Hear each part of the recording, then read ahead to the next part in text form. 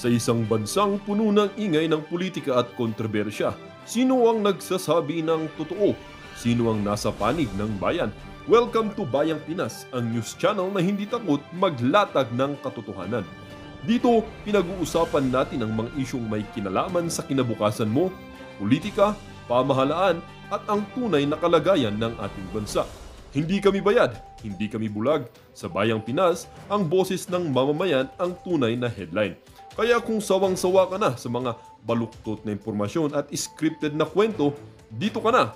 Dito sa Bayang Pinas, tayo ang bantay at boses ng bayan. Kung gusto mong manatiling mulat at informed, don't forget to like, share, and most importantly, subscribe dahil sa panahon ngayon, ang kaalaman ay kapangyarihan. Ito ang Bayang Pinas, balitang totoo, pusong makabayan para sa sambayanang Pilipino.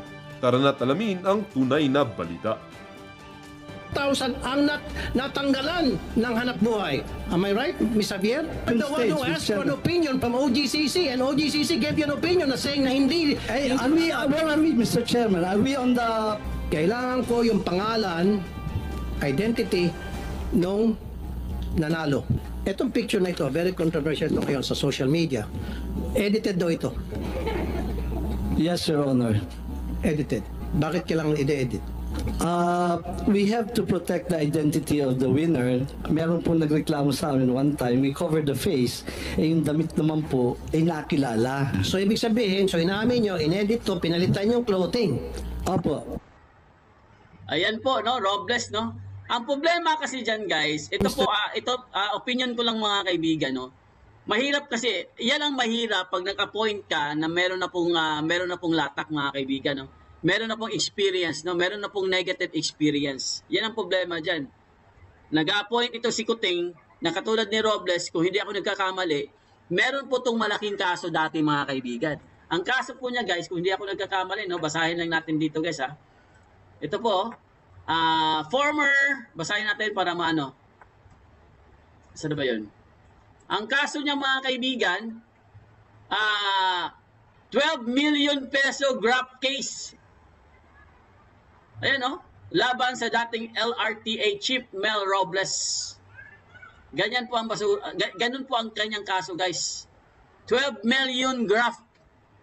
12 million peso graft mga kaibigan ng kanyang kaso dati. Kaya nga guys, mahirap po mag-appoint ng katulad po ni Robles mga kaibigan na meron na po siyang experience or negative experience patungkol po sa graft mga kaibigan. Ayan na oh. Ito na po, loto, niloloko tayo. Sir Robles, 2,000 na mga lotto agents, sinibak nyo, tinanggalan nyo sila ng hanap buhay. Pero yung kita sana napupunta sa kanila, napunta ngayon sa Pacific Online Systems Corporation. At isa lang ang inyong binuhay kapalit ng 2,000, ito na nga yung online. Mr. Chair, that is baseless, I would tell you. I'm sorry, but I think the figures will show that... Who are you to say it's baseless? Mr. Chairman... Wait a minute. 2,000 na talagang given na yung numbers na sinasabi niya, exact numbers yan, 2,000 ang natanggalan ng hanap buhay. Am I right, Ms. Javier? Yes, Chair, you're correct. So meron kayong 2,000 na Inyo. It is not, Mr. Chairman, wait a minute, let me finish and then let you talk. 2,000 ang tinanggalan nyo ng hanap buhay, pinatry nyong negosyo, and then kapalit ng 2,000, isang kumpanya lang ang inyong binuhay. Hindi po ako may gawa niyan, Mr. Chairman. Dumating po ako awarded, Mr. Chairman, if I may, Mr. Chairman, it is not under my watch that the PLS was awarded 5.8 billion po yan. It is a modernization of the lottery system, Mr. Chairman. It was already on the implementation stage. But you were the one who asked for an opinion from OGCC, and OGCC gave you an opinion na saying na hindi. Where are we, Mr. Chairman? Are we on the Pulai? Yes, later na yung Pulai. Mr. Robles, dalawa ditong issue eh. Una, nung nagkaroon itong Pacific Online Systems Corporation, pinatay ang 2,000 mga lotto agents. Pangalawa, nung humingi kayo ng opinion sa OGCC at sinabihan kayo ng OGCC ng opinion na kailangan humingi kayo ng permiso sa Office of the President, and yet you did not. Attorney Francis De Valle, kanina pa kayo nagbabasa nung Binigyan namin kayo ng kopya. What's your opinion on that letter? Oh yeah. Anyway, nabuksan na rin lang yan. Meron pong nanalong isang tao sa 600, I think this the other day, 680 something million. Okay. Ang tanong ko po, yan ba sa online nanalo o yung sa betting station? Over the counter po yan, yung sa traditional betting station. Over the No. This is yung una, yung 640. Kayo naman. Relax lang. Kagabi yung iloto. Hindi, sa Iloto ba ito? Yung sa 600 something million? Relax na. Easy. You will get there. Hindi, sa Iloto ba ito o yung sa Lotto Agent Station? Last night po, Mr. Chair, it was 698 million ang pinatinamaan po. Kaya nga po, yung tumama na yon, saan po siya bumili ng ticket? Sa iloto po. Sa Iloto. Good.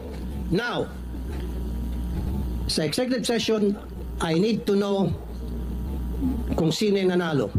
Kasi nga po, merong mga balita nakarating sa amin na katropa nyo na po yung nanalo. Totoo yan. Kaya ako na-brought up yan kasi inopen up ni Senator Coco yung tungkol sa mga pagpanalo-panalo na yan. So, mamaya mag-executive session tayo para masiguro na talagang hindi po katropa ninyo. Kasi yun po yung kumakalat na balita ngayon na hindi ko pinakinggan. Remember, hindi ko tinalakay yan until sa dumating si Senator Coco. So, kailangan ko yung pangalan, identity nung nanalo. Especially sa Iloto pala siya nanalo. Kasi meron pong balita, 30 million na po ang ininvest ng tropa ninyo para manalo doon sa 690 million na yan. Tumatango si Ma'am Javier. Pero yan po ay, siyempre yan po yung sabi-sabi nila. Para maalis yung sabi-sabi na yan, mamaya po sa executive session, gusto ko malaman yung identity ng taong yan para makagawa kami ng mga research. Kung kinakailan mag-hire ako ng private detective para masiguro na hindi connected sa tropa ninyo itong nanalo. Kapag halimbawa, after mag-hire ako ng private detective at na-trace na talagang, ay lumitaw na talagang hindi galing sa inyo, then sasabihin ko rito na yung ay chismis lamang, walang katotohanan. Pero pag lumitaw sa ginawang investigasyon, I might even use the NBI, DICT, private detectives, CIDG, lahat ng mga agencies ng gobyerno para gumawa ng cross-checking, LTO, PSA, kung connected ba o hindi, or SEC, connected ba o hindi sa mga kasamahan nyo dyan sa PCSO, itong nanalo. So mamaya sa executive session, Senator Coco. Maganda po itong bill ninyo, Mr. Chairman, na na-file ninyo. Well, at any rate, Mr. Chairman, ilan na ba itong lotto games na authorized by the PCSO? We have the big ones. We have The jackpot games are 5, Mr. Chair. 5. We have the 642, the 645, the 649, 655, and then the 658. Over the Christmas period, we increased the jackpots of all these 5. Yes or no? Yes, Mr. Okay. Chairman. For the 642 and the 645, 100 million. For the 649, 655, and 658, 500 million. One time.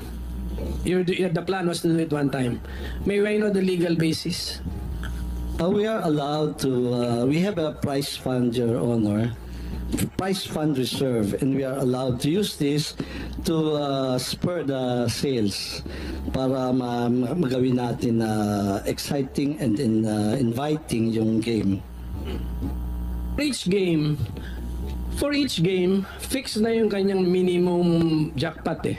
For every new draw, kung tinamaan yung jackpot, a new draw, balik siya sa minimum jackpot.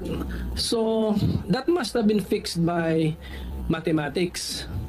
The probability of hitting 642 is 1 in 9 million. Basta, okay, and then that's why it deserves a certain jackpot. So when you made the jackpot all of a sudden 100 million, but the odds did not change, are you allowed by law to do that? The board is allowed, Mr. Chairman. That's why we have the prize fund reserve. It's precisely for this purpose. How is it stated in the law? We have a prize fund reserve for the purpose of It's just the discretion of the board to add to the add jackpot. into the jackpot. Yeah. And then the decision was it was one time, just to do it one time over that Christmas period of 2023. Actually, ideally, Mr. Chair, it should be over the whole period of the year. Kasi every time may mananalo ka, you give in a prize fund reserve. Kasi minsan talaga, this is jackpot driven, Your Honor. People bet because of the jackpot. So kung mababa ho, medyo matamlay po, that is the time when you pump in the prize fund reserve. What is the tenor of the board resolution that you will enhance the jackpot one time or One time po, yung ginawa namin for December so for one time. Because, Mr. Chair, at the end of the year, that will become dividend and will be reverted back anyway to the Bureau of the Treasury as dividend. So, might as well, we have decided to make the games more exciting. yeah, if you want to repeat this, you need to pass another resolution. Yes, Your Honor, we have to go back to the board. Basta klaro yan. Okay. And then for the information of the public, yung mga increased jackpots po natin na 100, 100, 500, 500, 500, so a total of 1.7 billion pesos, tinamaan na po lahat. Yes, Your Honor. Okay. In less than a month. Within a month, Your Honor. Yes, within a month. Opo. Within a month lang, Okay, mga so kaibigan. Grabe, 1.7 billion guys. Tinamaan ka agad within a month. Isipin nyo, ganun kalaking pera mga kaibigan. So, sino niloloko nila? So, kung para palang namimili sila guys, kung sinong pinapanalo nila, parang ganun yung nangyari. So, alam na natin guys, na talagang kanukuhan talaga mga kaibigan. Hindi po ito yung parang may chance ka talagang manalo or may pag-asa po tayong manalo. 'Di ba? Kasi biro mo, sa isang buwan lang mga kaibigan, ang daming nanalo, 1.7 billion. Ibang klase, 'di ba? we're stating facts, Mr. Chairman. Facts lang ito. Yun nga, Senator Coco, nakakapagtaka nga. Marami nagtataka, siyempre, especially yung mga mananaya na ang bilis na manalo ngayon sa PCSO, especially na the fact na hindi naman pwedeng sabihin kung sino yung mga nanalo, pwede naman nila itago. Plus, pagdating po dun sa online, sila naman may control ng computer system na yan. So, madali na nilang i-hocus-pocus. Yun po yung sinasabing hinaing ng marami mga mananaya. So, I think the PCSO is at liberty to reveal to us na yung in-increase na po yung mga jackpots in all those games available na yung online betting.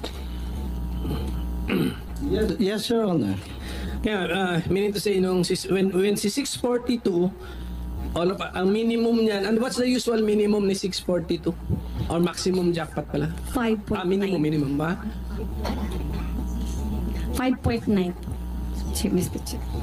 Bakit nalanganin? Hindi, yung published. Singit lang. Yes. Okay. Yung sabi niyo this December, tinamaan yung 642, 649, 645, 655. Are these all from Iloto? Hindi po, last night lang po yung iloto. Ilan po yung tumama sa Iloto out of this 1, 2, Isa lang po yung kagabi lang po. kagabi lang? Okay. What game? What game yun? Yung kagabi? 6:55. 655. 600 million kasi yun, Senator Coco. Quick na, Senator Coco. Okay. Etong picture na ito, very controversial ito ngayon sa social media. Edited daw ito. Yes, Your Honor. Edited. Bakit kailangan i-edit? We have to protect the identity of the winner. Meron po nagreklamo sa amin one time, we covered the face, yung damit naman po ay nakilala. So, nagreklamo siya, sana naman daw po, wag ipakita naman po yung damit. So, yan po ang reason niyan, and I agree, it's a very poor editing, pero the objective is to conceal the clothing na ma-identify sa kanya. So, ibig sabihin, so inamin nyo, inedit to, pinalitan yung clothing. Opo.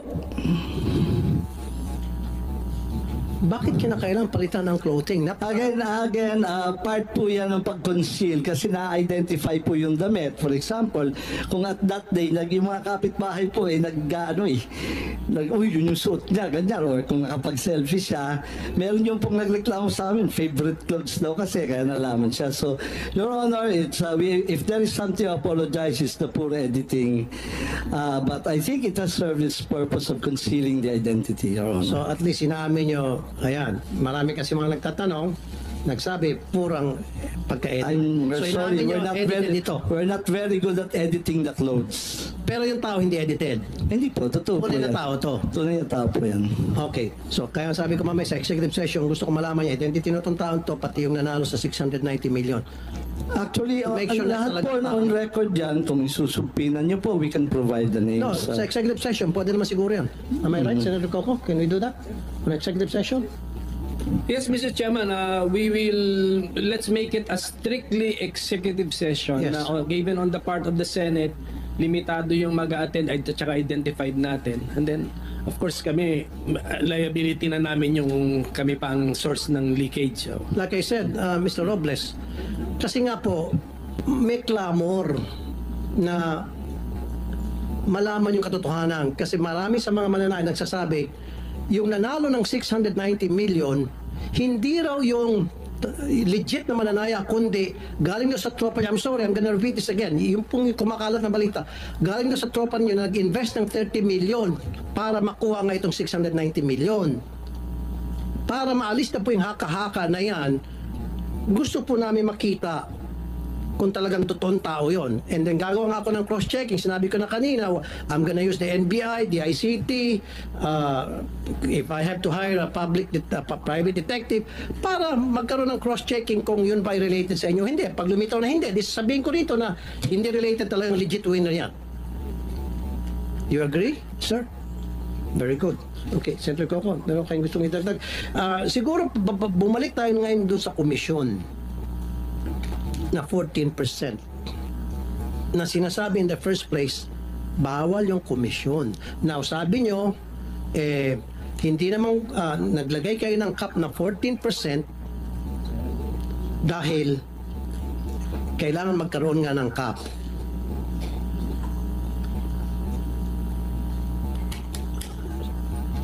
Dapat, hindi nyo kinonsider that as commission.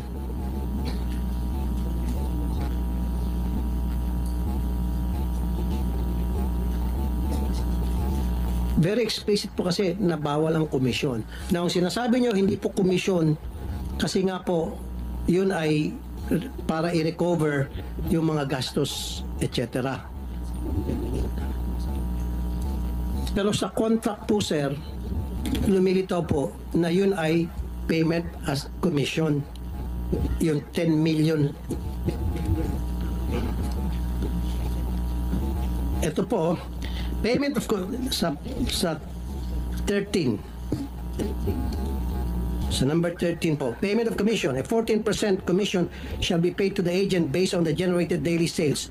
Oh, you entered into a contract stating na magkakaroon ng payment of commission na 14% doon sa testing na sinasabi naman po ng OGCC hindi dapat. During the testing period, there's no such thing as commissions that must be given, that should be given. Sinabi po ng OGCC na no can do para sa commission, wala dapat commission pag-uusapan during the testing period. And yet, dito po sa kontrata, sinabi ninyo na magbabayad kayo ng 14% ng PCSO commission sa Pacific Online. So again, that's a violation of the law.